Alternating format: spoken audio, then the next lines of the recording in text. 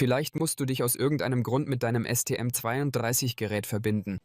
Aber plötzlich fordert dich die IDE auf, zuerst die Firmware zu aktualisieren. Es ist hier ein Fehler, wenn du einfach auf die Schaltfläche Update drückst und wartest. Dieser Fehler wird sicher auftreten. So verhinderst du, dass dies passiert. 1. Erstelle ein MyST-Konto und melde dich an.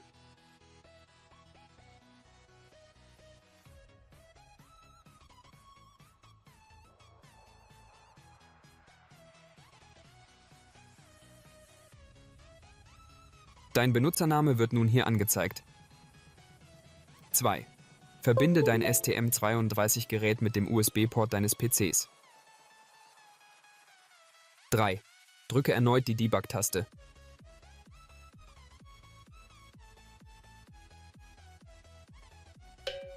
Und jetzt kommt der Trick.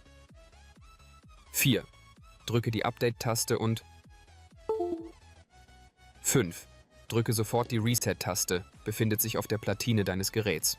Schließlich wird die Update-Taste aktiviert. 6. Drücke sie einfach und warte einen Moment.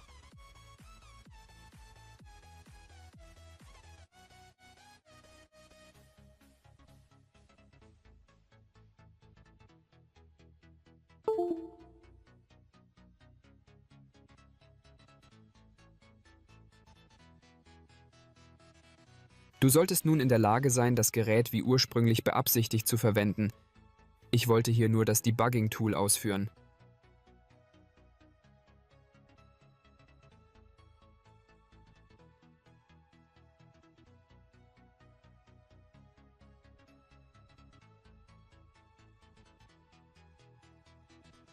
Und das war's auch schon.